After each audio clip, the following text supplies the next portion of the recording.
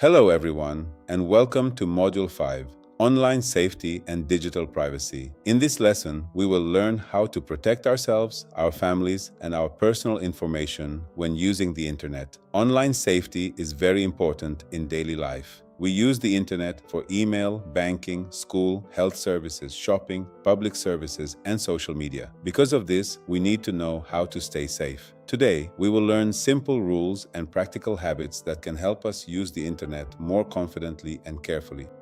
Today, we will focus on simple online safety skills for daily life. We will learn how to stay safe online, how to use strong passwords, and how to protect personal information. We will also learn how to recognize scams and phishing messages, how to browse safely, and what to do if something suspicious happens. The most important idea is this: online safety does not mean being afraid of the internet. It means checking, thinking, and asking before taking a risk.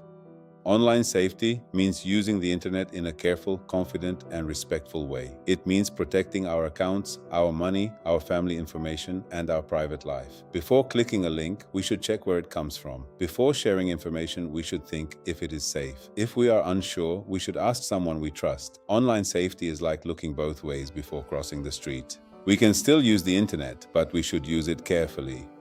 There are 5 golden rules for online safety. The first rule is stop. Do not rush, especially when a message looks urgent. The second rule is check. Look carefully at the sender, website, and message. The third rule is protect. Use strong passwords and privacy settings. The fourth rule is do not share. Keep passwords, ID numbers, and bank details private. The fifth rule is ask. Ask a trusted person before taking risky actions. So online safety means slow down, check, and protect yourself.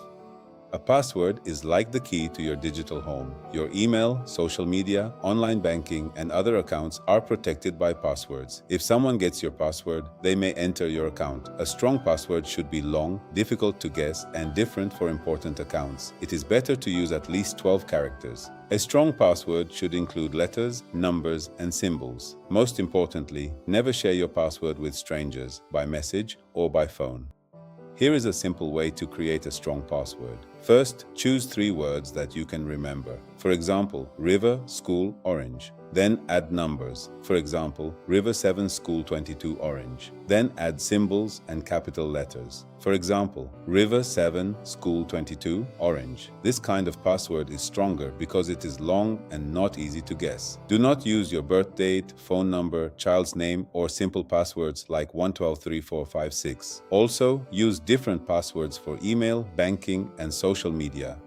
Two-factor authentication, or 2FA, gives your account a second layer of protection. Normally, you enter your password to log in. With 2FA, the account asks for one more proof. For example, after entering your password, you may receive a code on your phone. Then you type that code to confirm that it is really you. This means that even if someone knows your password, they may still not be able to enter your account. 2FA is especially important for email, banking, social media, and important official accounts.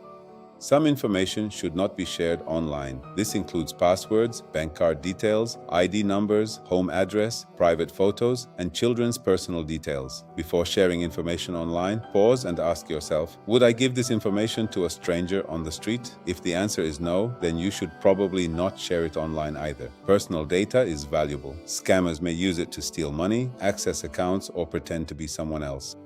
Let's separate private information from information that is usually safer to share. Passwords, bank details, ID numbers, full address, and private family information should stay private. Usually, it is safer to share only general information, such as your first name, public school information, general questions, non-private photos, or official contact details. But even with safe information, we should still think carefully. The main question is, who can see this information and how could they use it? Scams try to make people click, pay, or share private information. Phishing is a fake message that pretends to come from a real person, bank, delivery company, public office, or well-known organization. Scam messages often create fear or pressure. For example, act now or lose access. They may also promise something that sounds too good to be true, like you won money.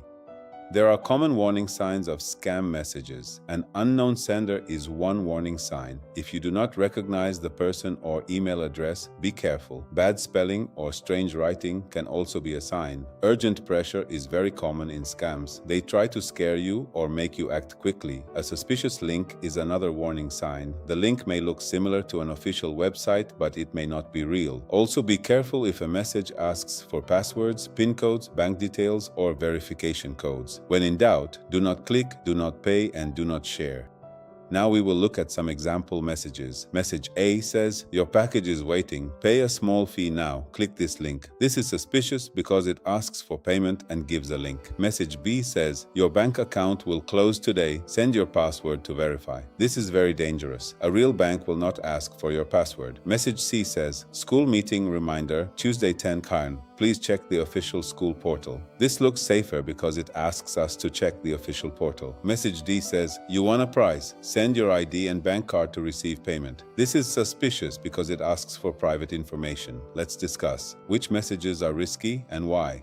Safe browsing means checking the website before using it. A secure website usually has a correct address, a lock symbol, and official information. First, look at the address. Is it the real website? Second, check for HTTPS or a lock symbol, especially before logging in or entering personal information. Third, use official websites for schools, banks, hospitals, government services, and public offices. Remember, we should not trust a website only because it looks professional. We must check the address too. Small differences in website addresses can be dangerous. For example, a safe school website may look like https www.schoolname.edu, but a suspicious website may use words like free prize or login verify in the address. A safe bank website may look simple and official, such as https www.bankname.com, but a fake website may include extra words, strange endings, or unusual country codes. Do not trust a website only because it looks official. Always check the address carefully. Free public Wi-Fi can be useful, but we need to be careful. It is usually okay to use public Wi-Fi for simple browsing, such as reading news, using maps, or checking public information. But avoid private actions on public Wi-Fi. For example, do not use online banking, payments, or ID forms if the Wi-Fi is not trusted. For important services, it is safer to use trusted Wi-Fi, such as your home internet, school internet, or mobile data. When unsure, ask first before using public Wi-Fi for private tasks. Apps often ask for permissions. They may ask to use your camera, microphone, location, photos, or contacts. Before allowing access, ask yourself, does this app really need this permission? For example, a map app may need location, a video call app may need camera and microphone, but a simple game may not need access to your contacts or photos. The tip is simple: allow permissions only when the app really needs them. Before posting on social media, think about who can see it. Ask yourself, would I show this photo or information to everyone? Use privacy settings to limit your audience to family or friends when needed. Be careful when sharing information about children. Avoid posting their full name, school, address, documents, or private details. Also check photos before posting. Sometimes a photo may show your home address, school name, car plate, or personal documents in the background. Social media can feel private, but often it is more public than we think. If something suspicious happens, act quickly but calmly. First, do not click again. Stop using the suspicious link or file. Second, change your password, preferably using a safe device. Third, tell someone you trust. This could be a family member, trainer, bank, school, or official office. Fourth, report or block the suspicious account or message. Do not feel ashamed if something happens. Scams are designed to trick people. The important thing is to act quickly and ask for help.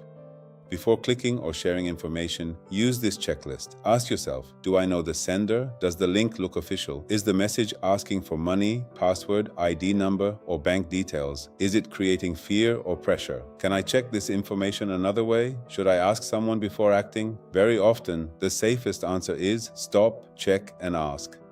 Test your knowledge with this quick quiz. Choose the safer action for each scenario to reinforce your learning. Remember these key messages. Use strong passwords, turn on 2FA, keep data private, check links, manage privacy, and ask for help. This is the end of Module 5, Online Safety and Digital Privacy. This week, try to practice one safety habit. For example, create a stronger password, check app permissions, or look carefully at a suspicious message before clicking. The goal is not to become an expert immediately. The goal is to build safe habits step by step. Thank you very much for your participation.